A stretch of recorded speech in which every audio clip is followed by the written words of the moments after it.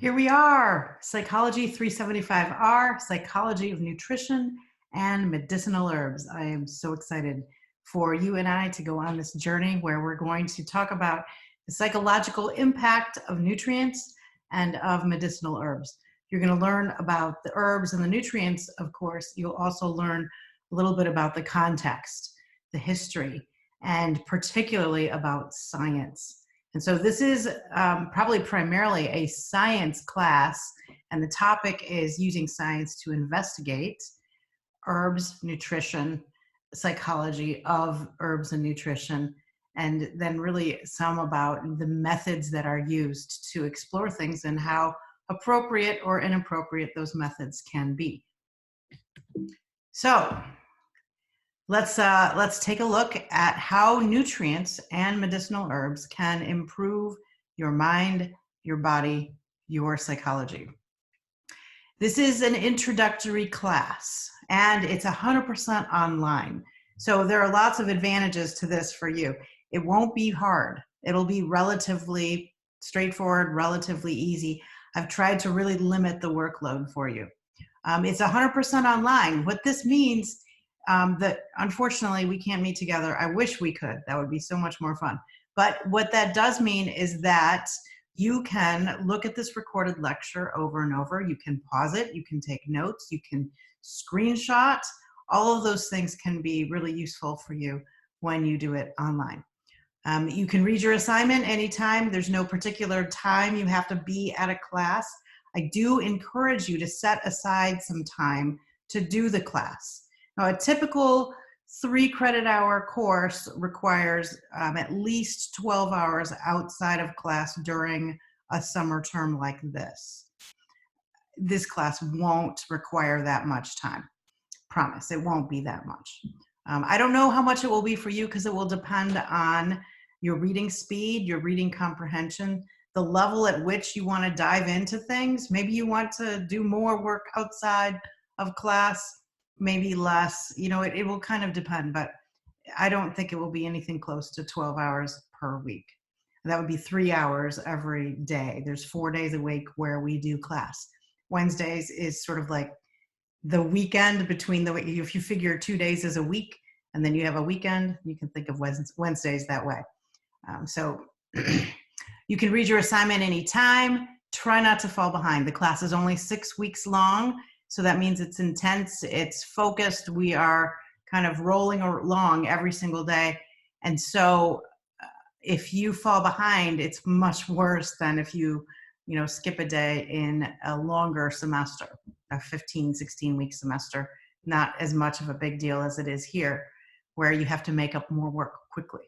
So try not to be behind, and I won't accept late work. Again, because it's a 6-week term, I can't accept any late work. Things are due on Saturdays. You can do them anytime. You can do them before. So make sure that you set an alarm or do something so that you remember to turn things in on Saturdays. That's your responsibility. Okay, it's simple. Let's keep it simple. You do some reading. I will link you to the readings in the Canvas modules. So the place you came to get this lecture, which I pointed you to in the email, you're here in a module. And every module will have 1 week in it. And so you can just go through that week's assignments in your module. I will point you to readings. The readings are mostly in the files. And so most of the readings I've scanned in for you, you will probably notice scanning is not the best thing that I know how to do. It's not perfect, but it's adequate. So I'll scan those in. You do have a supplementary book that you will use. And so I'll point you to where those readings are. And then you just click there for the lecture like you did for this lecture. I'm hoping that's how you got here. All right. You also have weekly assignments. You have a quiz and you have a weekly, how I see it now, little paper. Very simple. Again, I don't imagine it taking very long. And then you've got these little mini reports that you do the last 4 weeks of the class. So not the first 2 weeks, just the last 4 weeks. You'll do 12 of those.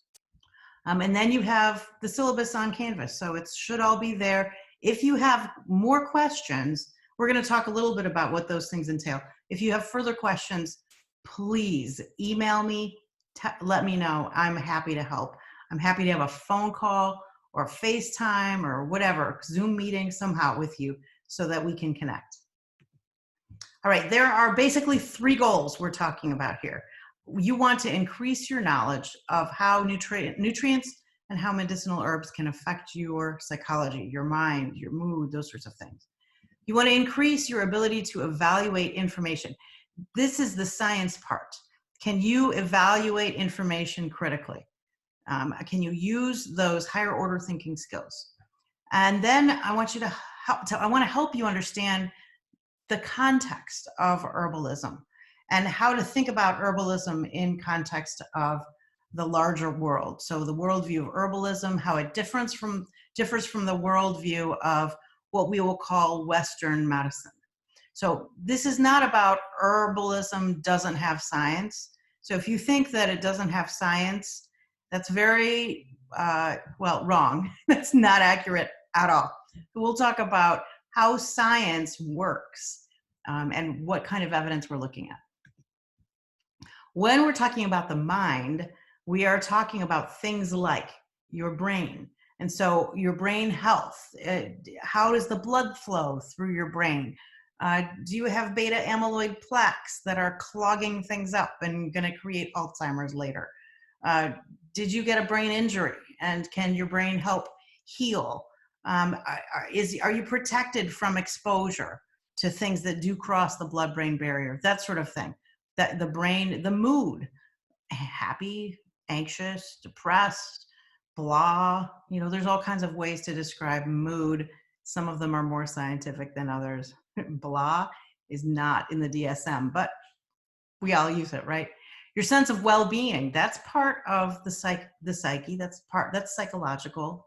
Having an overall sense of well-being, something we all want to have. Your cognitive performance, and this includes, but is not limited to, includes things like memory, attention, focus, and concentration. How long you can manage to keep thinking, your stamina. And then your body functioning. If your body is functioning well, then your brain is generally much more able to function well. If your body is not functioning well, it affects your brain. It affects your mood, it affects your thinking, your memory, all of these things. The body is very connected. And it's not just about, oh, my body is like hurting, and so of course I'm tired. No, it's like literally there are connections. For example, microbes in your gut literally affect mood, literally affect memory, brain functioning, all kinds of things. So we're going to look at all of those in terms of what we call psychology. There's a huge range of information that you have access to, everything from your friend's mother to, so-and-so's blog to here's a textbook, what your doctor says, what the naturopath says. There's all kinds of information, and the information can be terrible and it can be great, and you can get terrible and great information in all of those places. And so the thing to really remember first is that just because it's in a textbook doesn't make it great or perfect or true. And just because it was from your friend's mom's blog also doesn't make it untrue. You have to learn how to evaluate information independently of its source. The source is important, yes, but the source is not a guarantee. So I want to help you get a sense enough so that you have a little bit more ability to evaluate some information, so you're not limited to just looking at somebody's blog for what you want to know. In the same vein, you have to look at history in that way. Independent evaluation of what that information is based on all of the things. And so you can't just be in one little, you can't start with knowing nothing and then thinking that you can evaluate out of knowing nothing. So it's a journey. It takes a long time. As one of the articles you'll read this week is called something about 30 years. It takes 30 years to make an herbalist, and we're still working on this. And I would look toward it being a long, long time for you to really get a pretty decent understanding of herbs. It is incredibly complex. So not all old wives' tales are true or false. There's varying value. It depends on so many factors. And so you can't just throw something out because it's an old wives' tale, and you can't just accept it because somebody said it, right? Not all medical information is true or false. Same thing. Some of it is not accurate. Some of it depends on faulty understanding of the human body. I could give you a number of examples of that. Science is not, it's not like I believe in science or I don't believe in science. It's not that simple. And when people try to make it simple like that and they say, well, I don't really believe in science, I'm not really sure what they're talking about. That doesn't make any sense whatsoever to me. Science is based on the idea of empiricism. So you see it, you can demonstrate it, you have data. Those are all things that are part of what empiricism is, the empirical point of view. And all of us do this in our lives. We observe things and we use those observations to make decisions. People have done this from the dawn of time. Observe, make decision. Systematically observing, that's what really the scientific method is, systematic observations. People have been doing that since like before the year 2000, right? Like, wow. People have been doing that for centuries, for thousands of years. We now have a very sophisticated, high-tech method of using the scientific method. You could call it the gold standard randomized controlled trial or the double-blinded randomized controlled trial. That's fantastic for what it can do. Sometimes you use a technology that's not appropriate for what you're looking at. So you have to make sure that you're matching the way you're observing to the substance that you are observing. Makes sense? Okay, so data don't take sides. That's been my position forever. Data don't take sides. You interpret data. And so you're the one who's interpreting the data and maybe taking the side, but the data itself is just information. All right, so every week you're going to do this report called How Do I See It, or How I See It Now. And this will be a fun way for you to get a sense of how people are using various nutrients or herbs and developing your understanding of, does it make sense what they're doing? Would I use this? What's the evidence that's out there? How can I evaluate that? So you get a little bit of practice in gathering some information and then putting it together. So this should be pretty fun for you, I'm hoping. What you need to do is find people to interview. Now, I know everyone has the ability to call somebody else somehow. Nobody is like stuck in a cabin with no phone, because then you couldn't be even taking this class, right? So you just have to find people to interview. If you can't find anybody, then text me and I will hook you up with some people, all right? So you find a person to interview, fill out the form that's provided in the assignments, do a little bit of research. You should be able to do this in an hour, okay? So if you set aside an hour for this assignment, I'm thinking that should be enough, particularly once you practice it the first time. The first time might take you a little bit longer because you're figuring out how to do it, okay? I linked you to an example in the assignment. So the assignment's there in Canvas. When you go to your module and you click on assignment, it'll come right up. There is an example that you can look at in terms of how to do it. So it should be pretty straightforward. Again, any questions, email me. The last part of the How Do I See It Now report is after you interview the person, then I want you to go collect some information. Some popular information that may or may not be useful. A lot of it's not useful. And then some scientific information from the scientific literature. Again, this may or may not be useful depending on the methods used, depending on the bias, etc. So just because it's in the scientific literature doesn't mean it's true. This is true across the board for anything ever. It's not just true for herbalism, it's true for, everything. So just publishing something, if you take my Psychology 290 class, the research methods class, you come out with a good understanding that just because it's published doesn't mean it's good. But I want you to get into that scientific literature because there is a lot of good stuff in there and see what it says.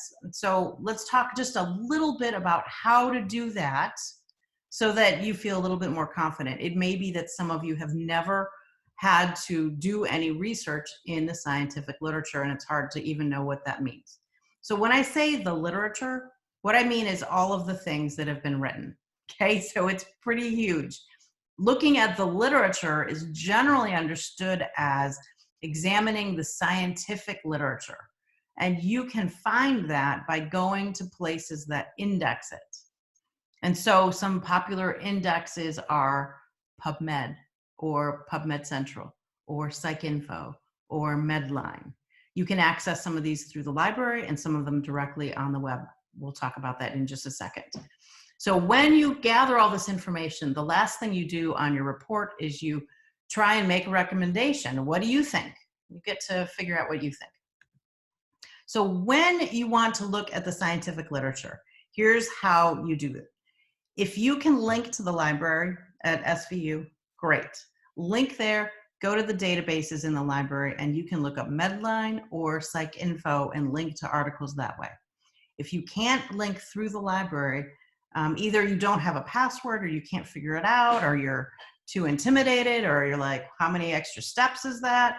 You can just directly go to two places, either pubmed.gov or PubMed Central. The difference between the two is that PubMed Central only has free full text articles. So if it's free full text, PubMed Central will have it. If it's not free, the only thing you get is the abstract and not the full article, then you will find it on pubmed.gov. Okay, so pubmed.gov contains way more. It's much more thorough, but you're not as likely to be able to read the whole article. You might only be able to read the abstract. If you go through the library, lots of times you can get access to those articles instead of just the abstract. So that's the advantage to going through to the library. For this class, because it's an introductory class, okay, only because it's an introductory class and I want to keep it easy, I'm not going to require you to read the whole article. This is not good research. This is beginner research, okay? So just think of it as, you know, baby steps. And so let's start with, you can just look at what's in the abstract. You're missing a lot of information, but that's okay because these are baby steps. And so start here. Start by looking up abstracts. And so in that case, pubmed.gov is probably pretty great. And if you want to know more and you think, oh, this looks like there might be a lot of good stuff in this article, maybe it's on PubMed Central. Maybe you can find it in the Von Cannon Library.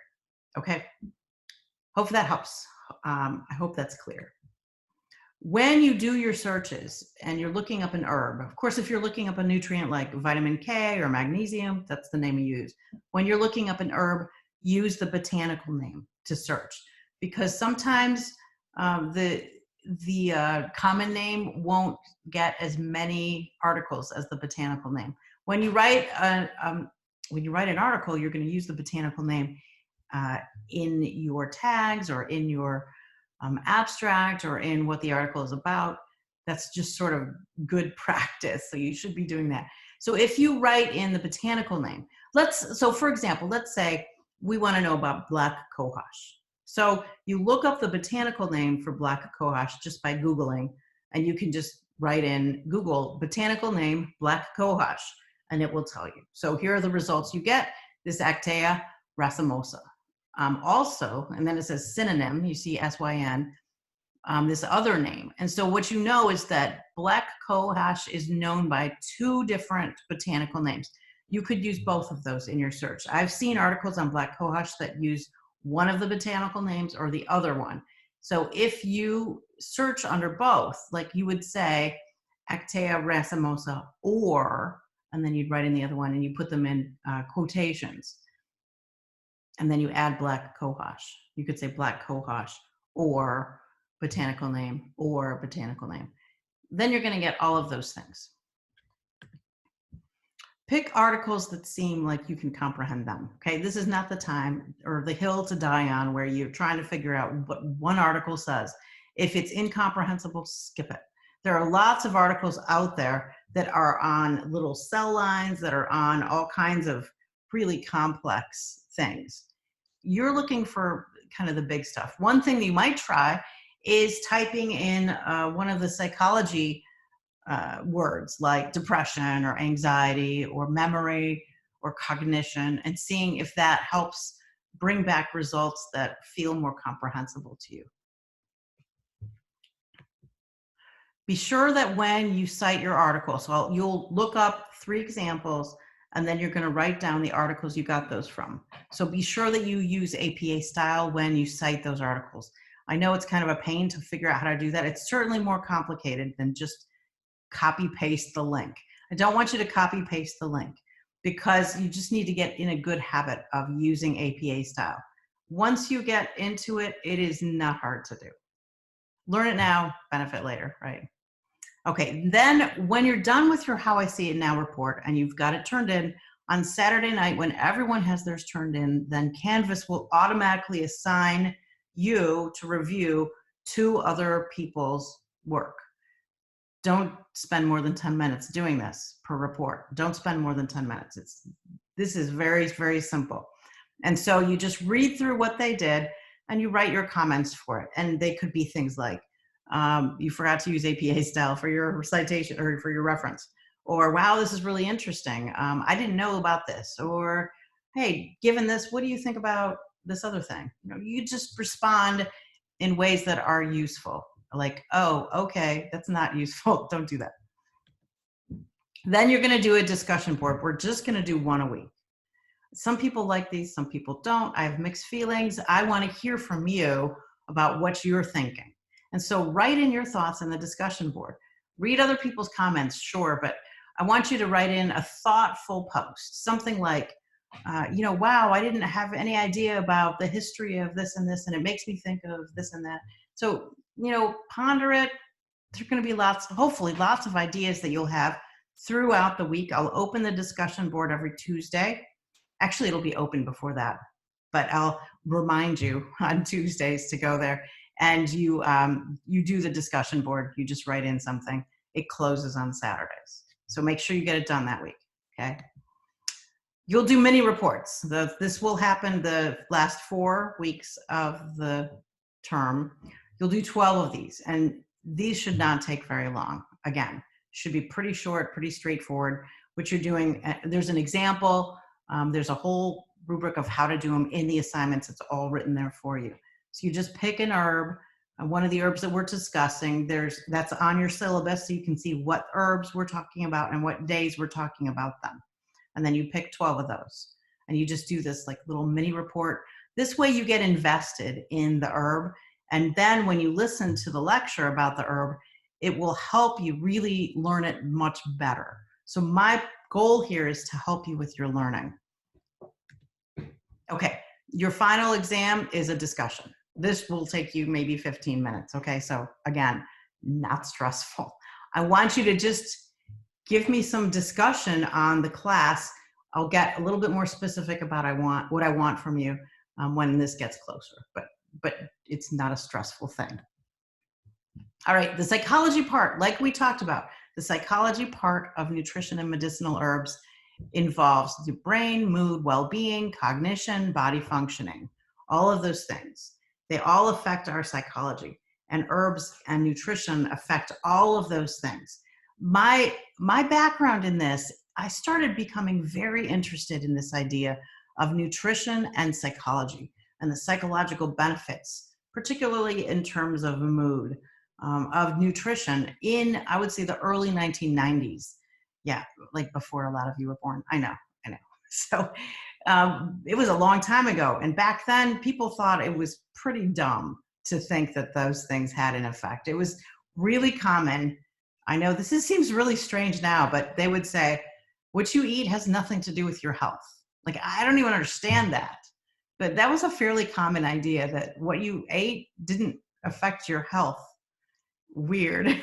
And this idea that your nutrition might make it so that you're less depressed, oh, that's wacky. That's wacky. But now we've got all kinds of data. It is just clear as day that it does this. So it's kind of fun to have seen the data mount up and change, and be inclusive for this kind of research. So today, just touching a little bit about the reading that you did. I think the reading was pretty self-explanatory, and it'll give you a good grounding in where I want you to start thinking for the course. So love to hear your comments about the reading. Tomorrow, we're going to start on looking at the history. of herbalism. So this gives you just a little bit of context. Tomorrow, we're going to get the history that will give you some context. And we'll continue with history and then hear from some practitioners later in the week. So in the Maori reading, here's what I want you to think about. Thinking about what happened. If you can pick this out from the text, what happened so that there's less interest in botanicals during the first half of the 20th century? What were the changes? Why did people move from botanicals to pharmaceuticals? What created that move? Looking at that move is complicated. That's Maori's opinion on it. There's lots of people who have varying opinions on why we moved away from looking at botanicals, but it's certainly not because botanicals were ineffective. That is a story we've been told that is not accurate. The data do not support that at all. And so people interpret the data and they'll tell you, well, you know, herbs didn't work for like 10,000, 50,000 years. It just didn't work. And then finally, in 1940, we could have penicillin. It's about time that we had this on the earth. That's not how it works. So thinking about what did happen and what were some of the variables in terms of people's points of view, people's biases, what people were interested in, etc. We'll talk a little bit about what is conventional or allopathic or Western medicine. So those three names, conventional medicine, Western medicine, allopathic medicine, those are commonly used to refer to our current medical kind of complex that we use today, our current system of medicine. Not the botanical, not the herbal, not the complementary, not the naturopaths, not the homeopaths, not any of those, but your basic regular doctors that we see as conventional, allopathic, Western medicine. Those are the words that are used to refer to those things. And then what is herbalism? Well, that's a very complicated answer. It's not just simply using herbs. So you can be, you can call yourself an herbalist. I would disagree if you did this in this manner, but you could say, I'm an herbalist. I use herbs instead of medicine. In other words, it's like I hear you take a drugstore and you just replace all the things in the drugstore with herbs that do the same kinds of things. And then you'd say, well, now I'm an herbalist. That's not what herbalism means.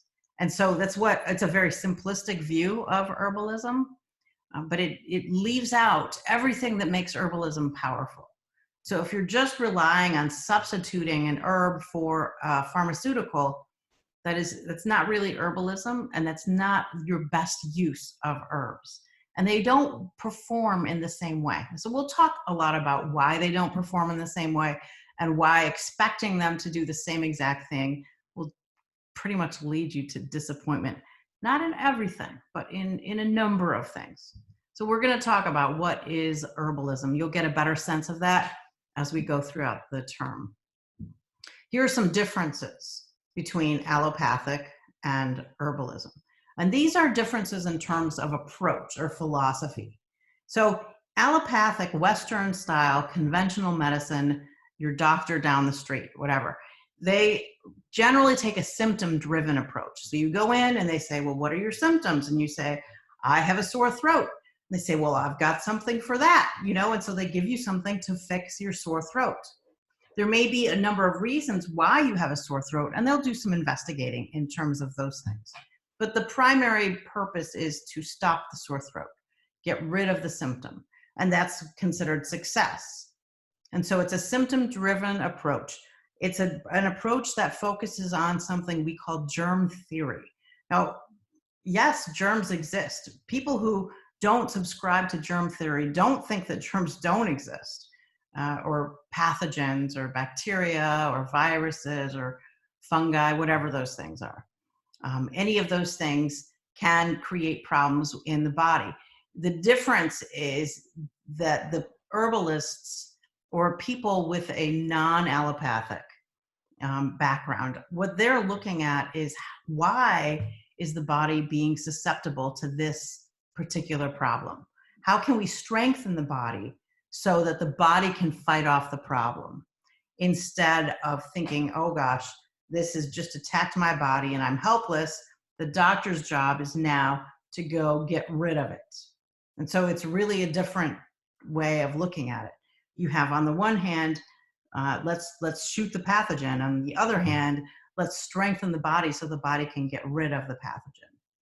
Now, you can give an antimicrobial both ways, but the whole idea behind why you're giving it and what you do with it is different. It's different. And so allopathic medicine really has this perspective where you have one disease, one medicine for that, or you've got targeted medicines that look at a particular disease. You're focused on diseases, you're not really focused on individuals. Certainly you can tailor the medicine for the individual. Like, you look at someone and you say, well, this is how much you weigh, so this is how much of the drug I'm going to give you. That's kind of the tailoring that happens. Or you could say, well, take this first and then taper down after a few days. And that's a little bit of tailoring, a little bit. But you're treating symptoms overall, still not the whole person. It's individualized to that disease, and 15 minutes, right? 10 minutes, 7 minutes. I have a friend who's a physician. She's very frustrated that that's what she gets. It's not that it's her. She doesn't have the ability to see fewer people per hour. She doesn't have the ability to sit down with you for half an hour. She wishes she could. She would love that, or an hour. But she is controlled by the insurance company, by the people who run her practice, et cetera. Even when she ran her own practice, she could not afford to run a practice unless she saw a certain minimum number of people per hour. And so you can't blame this necessarily on the physician. Some of it is the structure that creates some of these problems. So herbalism looks at the individual. They look at the individual in the context. When we talk about the biopsychosocial model, which hopefully you've learned about already, or you will learn about, this model of how to understand people based on the context, their environment, their genetics, their experiences, what they run into every day, those sorts of things. The biopsychosocial model is something that we fully embrace in the herbalism world. This treats the individual, doesn't focus on the disease. It focuses on strengthening the person and helping the person's body become able to fix what the problems are. So the idea about what the body can do is different. In allopathic medicine, I don't even know what I was saying. In allopathic medicine, you see the body as sort of inert, pretty passive. You do things to it, and then those things make things happen. In herbalism, you see the body as very active and participatory. And so you help the body, and the body has, people say things like the body has wisdom. And that's one way of saying it. It's not very scientific, but what they really mean is that the body has a lot of processes that can go and do things that are active and not passive. You're not just waiting around for penicillin. The body is doing lots of things, and you can help the body do the things that will create wellness. Here's an example of cough. With a cough, and I have a lot of experience with this because I had a chronic cough. I still kind of have it, and for decades really. And so I went to multiple doctors trying to get relief from this cough.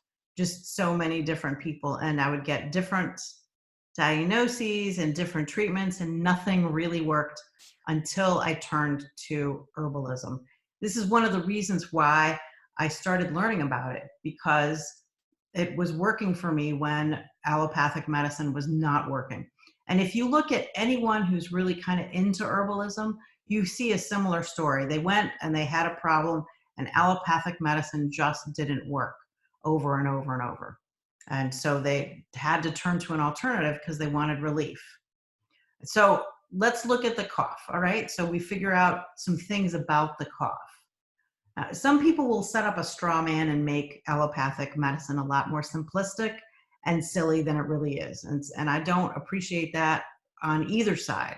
So you can't set up a straw man kind of argument and then kind of try and destroy one or the other side using the straw man. You have some people that are really great physicians, some people that are really great herbalists, and then of course a big share of people who are really poor physicians and really poor herbalists. Both exist, and so you can't measure one with a really poor example and measure the other with a really excellent example and call it fair. Right, so you have a symptom-driven approach though with this cough. We're going to say, is it dry? Is it a wet cough? Is it productive? When does it happen? You get all kinds of information. And then the goal is, let's stop the cough, right? So try this, this, this, and this should help stop the cough. The difference with herbalism is that generally they take what's called a functional medicine approach. Functional medicine doesn't look at just stopping the symptom. And so it's not about getting rid of the cough. What it's about instead is figuring out, why is there a cough? And what is the reason underlying the cough? And let's fix that. This seems totally compelling and like, duh, to me. And so it's hard to understand why people don't embrace 100% the idea of functional medicine instead of just Band-Aid medicine, stop the symptom.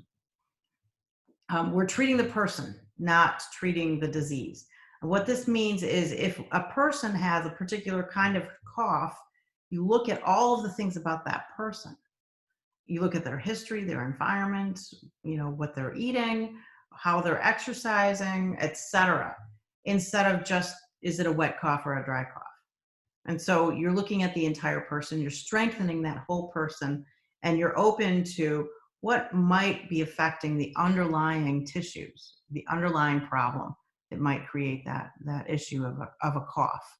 The biological terrain thing here, this is a perspective that is the alternative to germ theory. So if germ theory is saying everything is because of a pathogen, you just simply have to find the pathogen and get rid of it.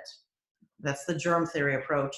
The biological terrain approach is more like, what's going on with the person? How healthy are their tissues? How strong are they? What's their immune system look like? And let's approach strengthening that person so that the pathogen gets thrown off by the person.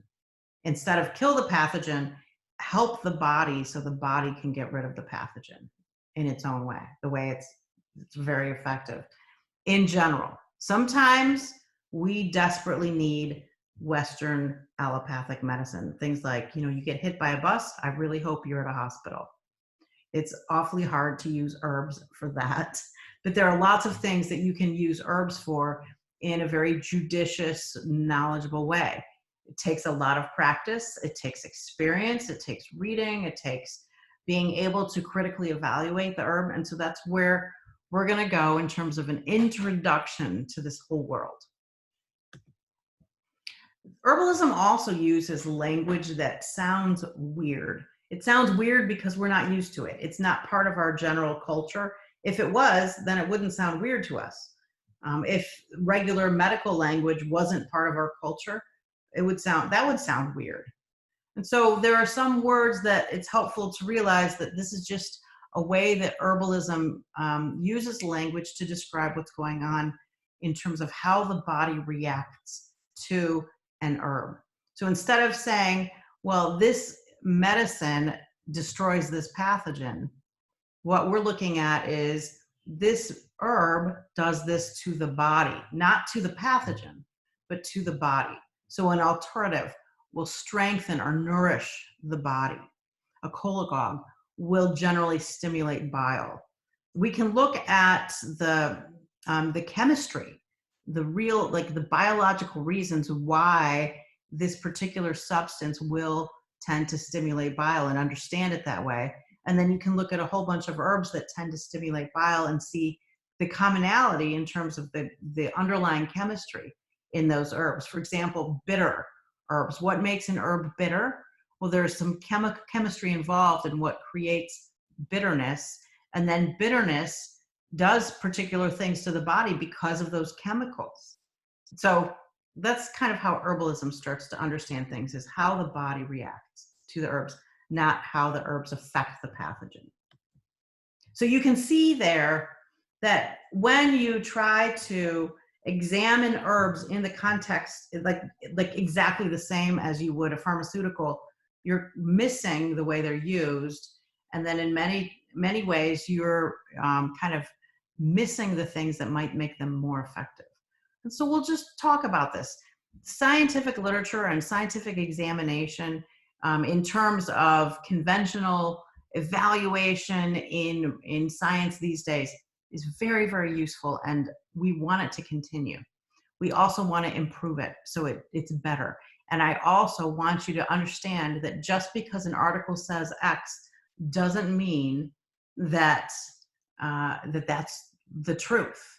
Here's an example. Reading an article about an herb, and this actually happens. It's one of the more regular things that happens, so it's something I'm always aware of. And I look and it says, okay, well, this herb doesn't seem to work. And so I think, okay, well, that's interesting, because we have like hundreds of years of people reporting that it did work. And I don't think it's magical thinking. I think that people aren't that stupid, right? So why did it not work? So I start looking at what did they do? What was the methodology? And one of the things that I check out is what was the herb they gave them, and what was the dosage? Was it something that was potent? So if you grow an herb in the wild, you're not actually growing it, the wilderness is growing it, it's known to be more potent. There are reasons for that, primarily that it had to work harder to grow. So if you give an herb like all kinds of nutrients and all kinds of things that get rid of pests and diseases, it doesn't have to grow. It doesn't have to work, rather. It doesn't have to work to grow. And working to grow is part of what creates the things in the herb that make it stronger, that create potency. We'll get into that later. I don't want to use a lot of terms to confuse you now, but I just want you to see that source of your herbs may make a difference. The dosage is a big deal. And this is what happened in this article that I recently read, where they said, here's the dosage we used. And I thought, well, that seems a little low to me. And so I went and checked a few other sources, and sure enough, most people who were using this herb medicinally were using it at a much higher dose. And so it's kind of like doing a study on a half of a baby aspirin. And your conclusion is, well, half of a baby aspirin didn't work, so aspirin doesn't work. Okay, you can see there's a problem. Much of it comes because the people who, in general, the people who are running these studies are not actually herbalists. And so they don't know enough to know what they're doing. When I was at Yale in a research group, we prided ourselves on doing complementary and alternative medicine investigations. So we did a bunch of things, and then we had this like little arm of our work where we devoted it to anything that was complementary alternative medicine. And we threw everything in that boat because we didn't know anything.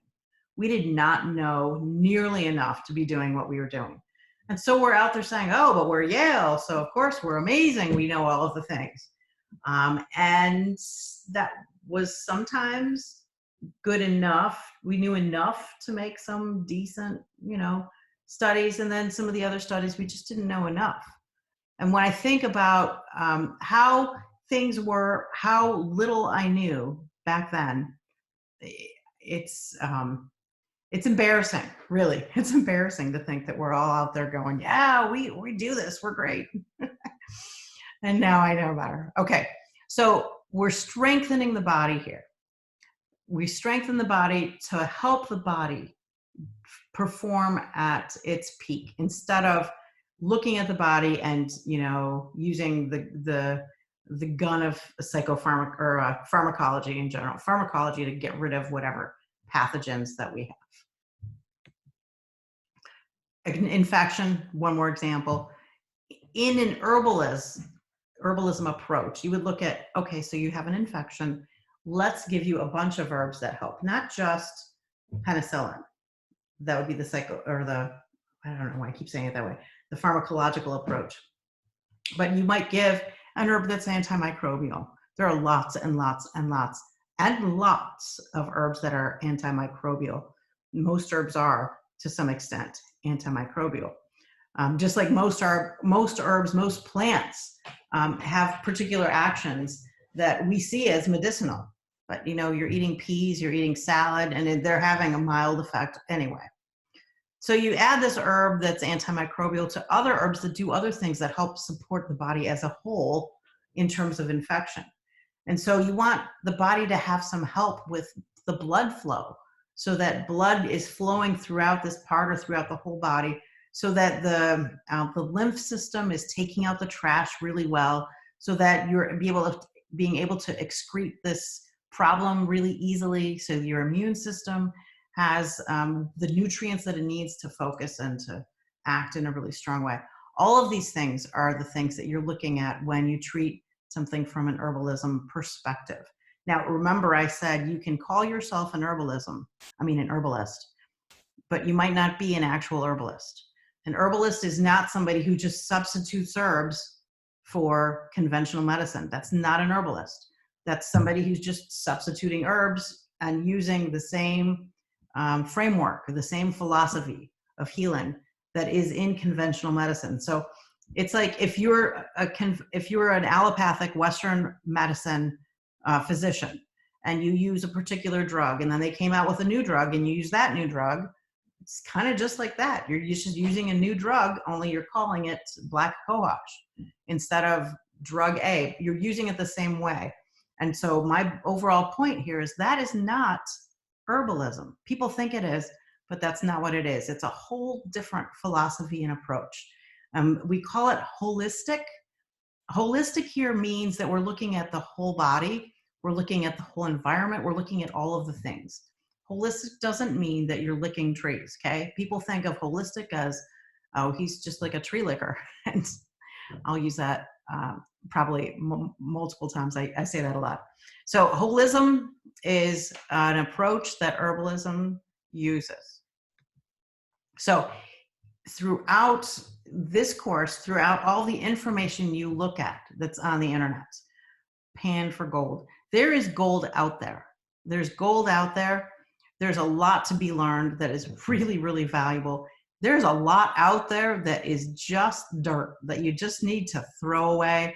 You just need to, get your sieve out and wash that dirt out, pan for the gold. Okay, we'll start tomorrow with history. Talk to you then.